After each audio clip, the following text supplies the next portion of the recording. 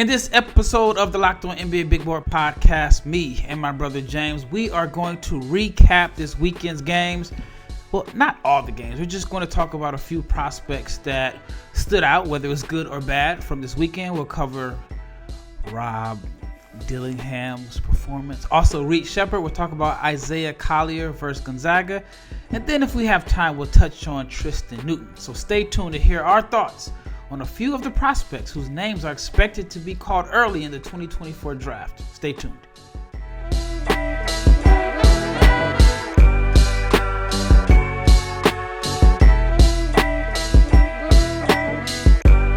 Big shout out to each and every person that has made the Locked On NBA Big Board Podcast your first listen of the day. I'm your host, Rafael Barlowe, with my brother James Barlowe. I'm the director of scouting for NBA Big Board and the founder of NBA Draft Junkies. Like I mentioned, my brother James, a great addition to the team. Before we get started, I want to let you know that this episode is brought to you by none other than FanDuel. Make every moment more. And right now, if you are a new customer, you get $150 in bonus bets with any winning $5 money line bet. That's $150 if your team wins. So visit FanDuel.com/locked-on. If you're not subscribed to the YouTube channel, please subscribe, like, share, comment. I've been loving the dialogue the last few days, so keep up the comments. Some comments are pretty wild, but they're just opinions, and we respect everybody's opinion because when it comes to this draft stuff, we're just forecasting. We don't. It's just an inexact science is what I'm trying to say. But anyway, if you remember last week, we did 2 episodes. One was on Rob Dillingham, one was on Reed Sheppard. And they had very different games this weekend. Kentucky lost to University of North Carolina, Wilmington at home. Dillingham really struggled while Reed Sheppard looked really good. What were your initial thoughts from, we'll start off with Rob, with Dillingham's performance? Yeah, you got the bad version of Rob Dillingham. He was moving too fast just throughout the game. A lot of, I guess you could say, uncharacteristic plays from him, considering how well he's played this season. I don't expect any prospect to have a great game every game. That's just not realistic. Yep. But you saw some of the red flags that he came into the season with this past game. I don't know if it was because they underestimated, or maybe he underestimated the opponent, or maybe it was just your scheduled dud that happens with these kids. But yeah, he looked like he was moving too fast. The field goal percentage, I think it was 1 for 8. 1 for 9. 1 for 9. I want to say 2 of them were shot clock heaves, but a couple of layups he probably shouldn't have taken. And really, got called for a charging foul. Yeah, and then there was a turnover. The turnovers were just, he was moving too fast. I'm gonna give him a pass. I don't think that bad game doesn't change how I feel about him because again, bad games are going to happen. I just don't want to see a string of bad games from him. I just want him to slow back down and be the player that he has been the entire season. Yeah, it was his first game under double figures. 2 points, 1 for 9 from the floor, 0 for 2 from 3. Didn't get to the foul line, had 4 rebounds, 3 assists, 1 steal, but also had 4 turnovers. So coming into the game, he had a 4.4 to 1 assist to turnover ratio. And this is the first game that he's had more than 3 turnovers. But overall, he's averaging 13.8 points per game, still at 48% from the floor, at 50% from 3. And he's averaging 5.4 assists and 4.4 rebounds. So overall, the numbers still look good. But this is a game that if you were not as high on Rob Dillingham or you felt like he was too small, then this was the game where you were like, see, yep. I told you so. And, I got quite a few of those comments. Of course, the timing was absolutely terrible. But that's just how it goes when you're putting out draft content on a consistent basis. But I can see the doubters or the skeptics, I could see how this game would be something they would point out because it was against UNC Wilmington. No knock on UNC Wilmington. I thought they played an excellent game. But this was the game where I could see down the line people are going to point out. And if you're not pro Rob Dillingham, you're going to point this game out over the Miami game, over the Kansas game. But he's got to play better. I mean, Absolutely. That's just 100%. The next player I want to talk about is Reed Sheppard. Reed was the opposite of Rob Dillingham. Reed was by far Kentucky's best player, at least in my opinion, this game against UNC Wilmington. He had 25 points, 9 of 17 from the floor, 3 of 6 from 3, 4 of 4 from the foul line. Also chipped in 9 rebounds, 6 assists, 2 steals. Did this game bump Reed Sheppard up in your mind as far as like your personal big board or how you feel about him? I think it kind of, for one, it reiterated what I have already I already believe about him. Excuse me. I wouldn't say it gave him like a huge jump, because ultimately I just what I see from him at the college level, I expect to see at the pro level, as far as being like your stabilizing guard and not your lead guard. But again, the shooting, that's exactly what you want to see. The rebounding and the assist numbers, it just shows that he's competing. He's trying to make plays. Is the shooting what you want to see? I mean, of course you would love to see it, but you can't expect. I mean, he's shooting 61.9% from the floor, 61% from 3, 1,000 from the free throw line through 8 games. I mean, but he's got to cool off at some He's got to cool off. But the thing is, like, he stepped up when the rest of the team wasn't playing well. Like, that's what I mean by the shooting. Like, he still brought it. So it's like, if the rest of the team looked at the schedule and was like, who are these guys? Where's this school at? They didn't recruit me. Like, he didn't look at it that way. Yeah. So, like, that sounds like a gamer to me. Somebody who is going to take every game seriously, who's not going to get, caught up with the names on the front of the jerseys. Like, he's trying to make plays out there and make winning plays. And like I said, if he doesn't play as well as he does, then you're talking about an even more embarrassing loss than what it was for Kentucky. Yeah, I thought he looked good. My only concern was at the end of the game, once it got down to the clutch, they put him on that island. Like, UNC Wilmington's coach, young brother, he played at Kentucky. I think his team at UNC Wilmington, I believe, beat Kentucky in 2008 in Lexington. Mm-hmm. I like his coaching style. Like I said, a young brother, and he did something that I respect. Reed was cooking. He had a guy on his team that was cooking. So once the game got close, spread the floor out, put Reed in isolation, and the guy, his name was Trezani. I mean, he had Trezarian. Yeah. He made some big buckets, and so it's one of those things where if you're a big Reed Sheppard believer in offense, but you have concerns about his defense, this is a game that you could also highlight because he was the one that they attacked. Do you have any concerns about his defense?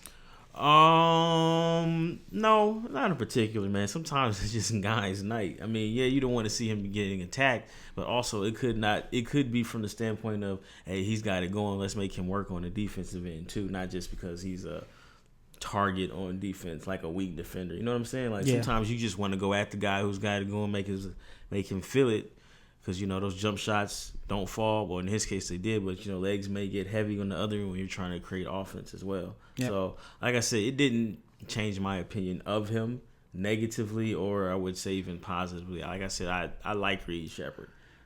A player that you're not high on, Justin Edwards, struggled again, even though he took double-figure field goal attempts for only the third time. He took more than 10 shots in his first 2 games, and then the next, 4 or 5 games did not take more than 10 shots. He was 4 for 14 from the floor, 0 for 5 from 3. 11 points, 6 rebounds, 2 assists, 2 steals. Again, this is a guy that I had number 1. Say that again? You had him where? I had him number 1 coming into the season. But you know what? What? He won't be number 1 the next time. You're smart. I'm not gonna say I'm holding on to it. I mean, I get it. Sometimes you gotta stick to your guns and hold on. I kind of wish I did that with Keontae. I wish I would have kept him, Keontae George, that is. I wish I would have kept him in the top 5 all year. But he was struggling. He wasn't the same after he sprained his ankle. But Justin Edwards, to my knowledge, is healthy. And, I mean, he's struggling. All right, when we return, I want to talk a little bit more about Justin Edwards and his struggles and what to make of his draft stock at this point. I mean, it is still early. We haven't played 10 games yet, but we're talking about a guy that just does not look like not even a lottery pick right now. So we're going to get James's thoughts on Justin Edwards. Stay tuned. Right, I know we come to sports to escape the realities of real life. It's just something that a lot of people do. And we are living in a crazy time. So I just wanted to talk to you for a minute about preparing for real life. Now, according to the FDA, pharmacies are running out of antibiotics right in the middle of a flu season that is expected to be one of the worst in a decade. And I can't imagine feeling helpless, or if my wife or my son got sick while a supply chain issue kept them from some medication that they needed. And thankfully, we'll be okay because of Jace Medical. The Jace case is a pack of 5 different antibiotics that treat a long list of bacterial illnesses, including UTIs, respiratory infections, sinusitis, skin infections, among others, which could happen to any of us. So visit jacemedical.com and complete your physical encounter. It will be reviewed by a board-certified physician, and your medication will be dispensed by a licensed pharmacy at a fraction of the regular cost. So it's never more important to be prepared than today. So go to jacemedical.com and use the code LOCKEDON, and you can get $20 off your order. That is Jace Medical, JASE medical.com. Locked On has launched the first ever sports 24/7 streaming channel. It is called Locked On Sports Today. It is 24 hours a day, 7 days a week, and it is covering the top stories from your local experts, your local Locked On experts from all different parts of the country. Then they have the national shows that will be covering every league. So go to Locked On Sports Today on YouTube to subscribe to the first ever national sports 24/7 streaming channel. All right, when we left off, we were talking about Justin Edwards. Right. Struggling. I mean, that is the best way to describe it. He's averaging 10 points per game. I think he's like 6th on Kentucky in scoring. 10 points per game. He's shooting 45% from the floor. Respectable. 25.9% from 3. 68% from the foul line. He's averaging 4 rebounds, 1 assist. I don't want to pile on Justin Edwards, but I know Leaf Tulane, my other co-host, he had some comments about Justin Edwards saying that he couldn't dribble, he had no left hand. He was 100% in agreement with what James said months ago. I remember listening, when he listened to the episode, he sent me a text, a long text about how he agreed with James. I admit I was wrong. I was wrong. I was wrong about Justin Edwards. Your thoughts on Edwards so far? I mean, I don't. Look, I'm not gonna rehash. You can check what I said about him.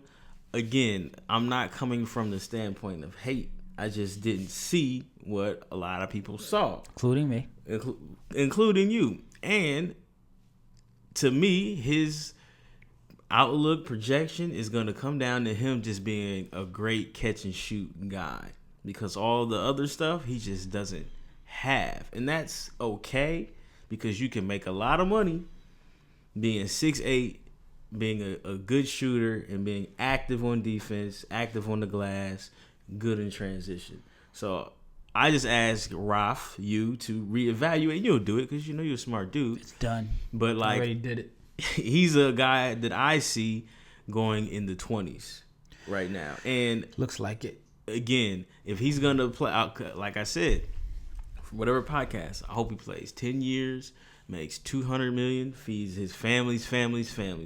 But for that to happen, he's going to have to be a knockdown shooter, because those other traits he just doesn't have, and that's okay.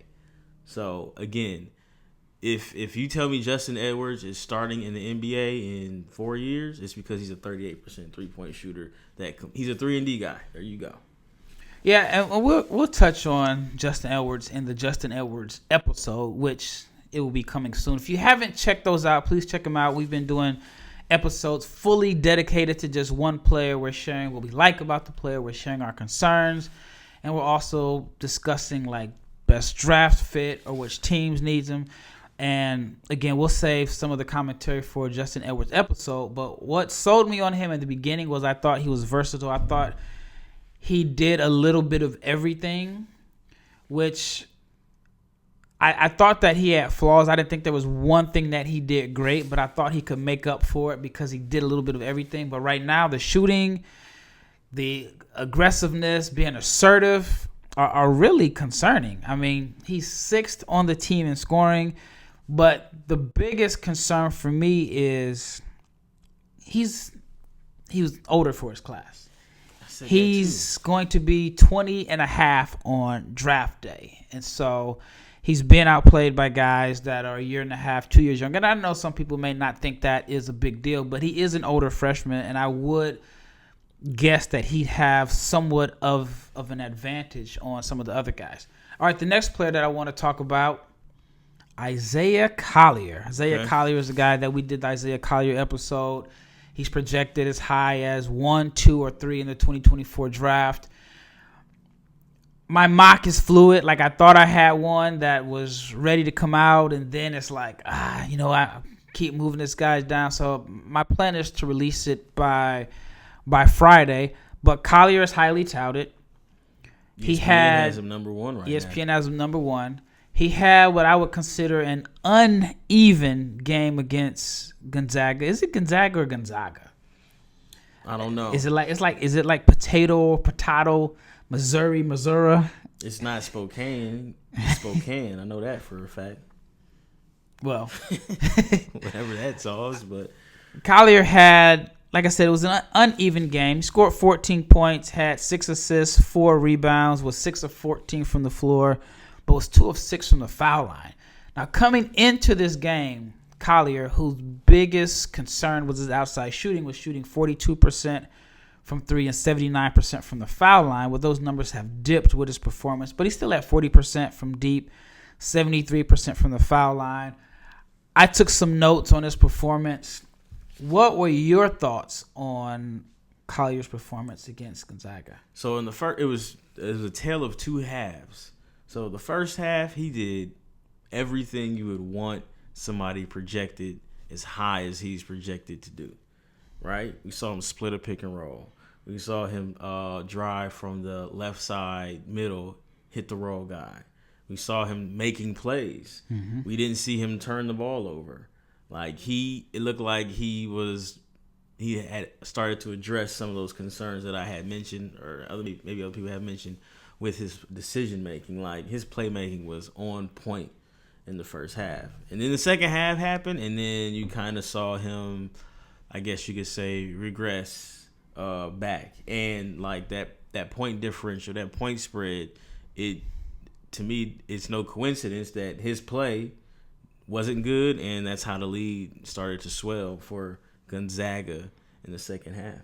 I think you saw in one game the best and the worst of Isaiah Collier. And you can make a case and say in one half and the second half. If you like Collier, you think that he's the number 1 or number 2 pick, the first half was your half. In the second half, you were like, okay, all the people that have really big questions or concerns about Collier, those were on full display. And I just have in my notes that I did like that he was posting up Nembhard. I like that. Let me ask you a question real quick. Do you think that's going to translate at the next level?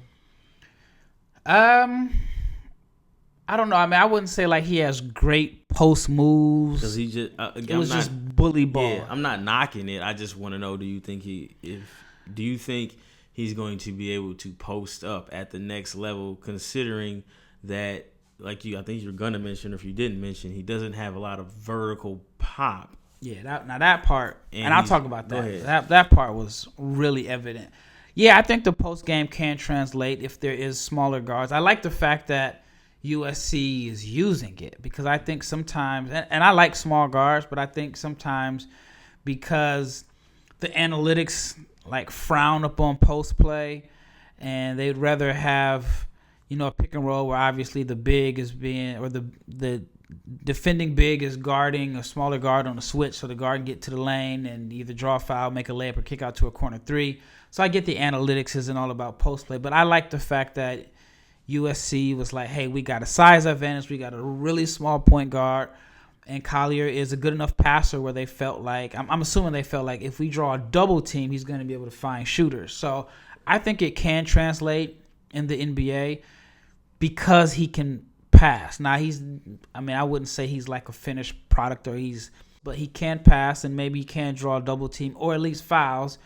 And I thought he made some good plays out of the post. So I thought that he played well, but I do think it will translate. But in my notes, I thought his physicality was on full display. I thought he made some plays in the first half where he found some cutters. The play where he split the pick and roll that you mentioned, that was something that stuck out to me. He was relentless. He got downhill. I feel like as a passer, I'm starting to notice that I don't think he's as good of a passer as advertised. I don't think like he has great drive and kick vision. I thought that he was a better live ball passer than what he showed. It seems like to me his best passes are driving to the rim, the dump offs, everything like around the basket. So, but yeah, like to me, he hasn't been as good of a passer as advertised. Obviously, the turnovers is the issue. I think he's at like 4.5 to 4.6. Yeah. But the part that really caught my attention that made me like pump the brakes a little bit was his lack of vertical pop around the rim was very, very obvious. And for a guy that's going to make his living as a downhill driver, he's going to need to add a floater. He made one floater. I thought it was pretty cool. It was like he drove left, and it was like a righty touch shot with some momentum. So I thought that was a good shot for him. I think he's going to need to add that a whole lot more because I think he's going to struggle finishing against size because he's always looking to draw contact. He's looking to initiate contact first.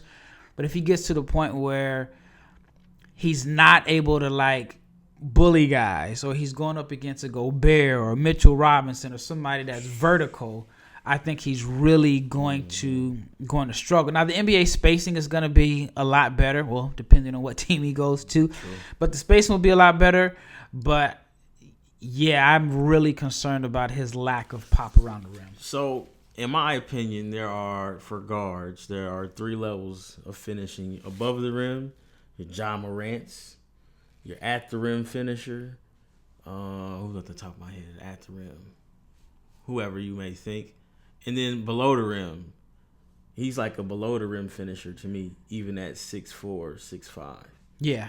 I think he can. I think he just needs a runway to, like, finish above the rim, which means wide open in transition. But how many momentum, of those you're not going to get in the game? You're not going to get a lot of those. Another thing that was a little bit concerning to me is the concerns about the shooting were also on display. I thought there were times where he passed some open shots off the catch. Yeah, I think Jay Will drove. Another thing that was a little concerning to me is that the accuracy on his passes aren't great. Like, there were a few plays where he made passes, and, I mean, they were not hitting the guy in the shooting pocket. And so that's something that I'll be watching going forward. All right, when we return, we got one more segment, and the G League Ignite got their first win. They got their first win.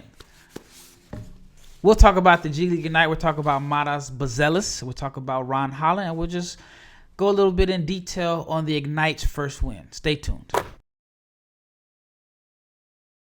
As the weather gets colder, because it is definitely getting colder, the NFL deals are hot on FanDuel. And right now, if you are a new customer, you can get $150 in bonus bets with any winning $5 money line bet. That is $150 if your team wins. If you've been thinking about joining FanDuel, there's not a better time to do it than right now. Not now, but right now. And the app is so easy to use. There's a wide range of betting options, including spreads, player props, overs, unders, and more. So visit FanDuel.com/lockedon and kick off the NFL season. FanDuel, the official partner of the NFL and Locked On. All right, wrapping up this episode, last segment, the G League Ignite got their first win. They started off the season 0-7. losing by an average of 25 points per game. But Ron Holland has been really good the last 3 games. We're going to dedicate a full episode to Ron Holland coming up. You know what? It's coming up tomorrow. Tomorrow we'll do a full episode on our thoughts on Ron Holland, who I think is turning the corner. His last 3 games, he's been really good. I want to say it was like 29, right? 29 points per game, 7 rebounds, 2.7 assists, 3 steals, 1.3 blocks, 57% from the floor, 37% from 3. With that being said, and I mean we're going to go more in depth in the next episode, do you still think Ron Holland is the best player in this draft? Or not saying still. A lot of people do, because I don't know if you ever did or not. But do you think Holland is the best player in this draft class? No, I don't think he's the best player in this draft class.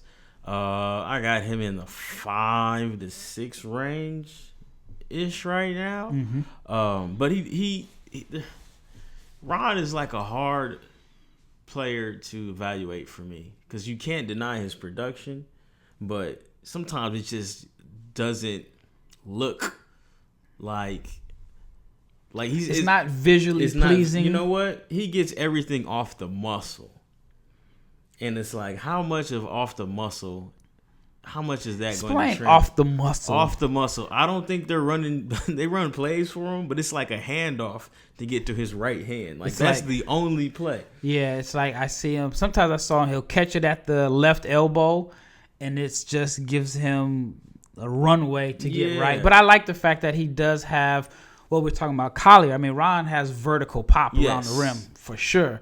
But he has that soft touch finish, that layup to where he can avoid the shot blocker, or even like, you know, the Jalen Williamses from Oklahoma City that are trying to take a charge. So, and you know what? Like, while I don't think it's the most pleasing to watch, you can't argue with the production. I mean, we talked about Justin Edwards not being able to produce. Like, that's the exact opposite. Yeah, you know, Ron's going to be assertive. Ron's going to be assertive, and you have to. I respect his dog on offense. So, like, yeah, I still have him in that range. I got a comp for you guys in the next episode that I think that is going to work. And again, it's not. Are you ready for the backlash and the hate? I don't care about it on hate, man. Because once you do a comp, when people disagree, I think it's a fair comp. Well, I mean, I'll explain, but go ahead. All right. Matas Buzelis made his debut. 11 points, 4 rebounds, 2 blocks, I believe. Didn't make a 3, but what were your thoughts on Buzelis? Number one, it's good to see him play. I've heard that he's not going to play a lot this year. I've heard that 25 games max. I've heard he might only play 10 games. And this is just what I've heard from different scouts that are speculating on what they heard. But I'm not a fan of that, man. Can I tell you why I'm not a fan of that? Yeah. I mean, it's a wide open draft, man. I'm trying to prove to the world I'm number 1, 2, 3, wherever. Like, nobody stands out. Like, I'm about to go out there and prove it. Or you can do the Shade and Sharp theory. I'm not gonna play. I'm gonna just let my hype ride. I'm gonna ride this wave. Shade and Sharp went 7. Shade and Sharp goes 3 if he plays at Kentucky. I don't know. I think so. I mean, talent wise, we know, but I mean, I think he goes 3. We probably would have thought Justin Edwards would have went number 1 if he didn't. Y'all would have thought that, not me. But Buzelis, man, again, he can shoot. I do have some concerns. I think he's just a little too upright for me, especially being, was he 6'9"? 6'11". So he's 6'10", and he's, you know, again, he's young. He ain't had his ball body yet. So he's really upright. So him beating guys off the dribble, grown men, is going to be tough. But, like, you can tell he brought something to the team. I know you mentioned that they say he wants to play the 2. He played a lot of 4 in that game that they won against Stockton. So, but, you know, to me, my evaluation on him is still kind of, it's early because he just hasn't played a lot of games, and I really want to see him in his role for the G League Ignite. Yeah, I mean, I just think it was good to see him out there. We hadn't seen him play since the G League Fall Invitational, which was in early September. And even though, I mean, the season is still like a week old, but he missed out on I forgot the name of it. And then he missed the first 8 games. But, hey, I mean, he got out there, he played, scored 11 points. And I think that he is going to be a divisive prospect in a sense. Mm-hmm. I mean, I've talked to several scouts, and some believe that he is the Ignite's best prospect. And I think because he has a skill set that's defined and it translates, but there are some concerns about, like his is he the type that's going to be a alpha? Like if you're taking him number one, or is he going to be just your complimentary role player? Which a lot of people may feel like if I'm taking a guy in the top 4, top 5, I want someone that I think is going to be a number one option.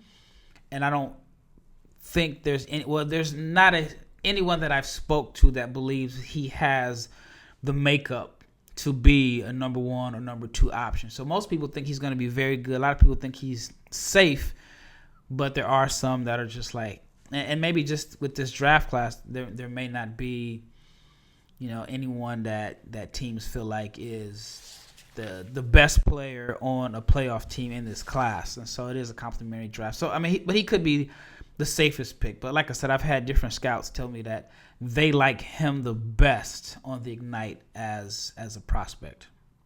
That's fair enough. Like I said, I want to see more. I want to see, we're very much so positionless.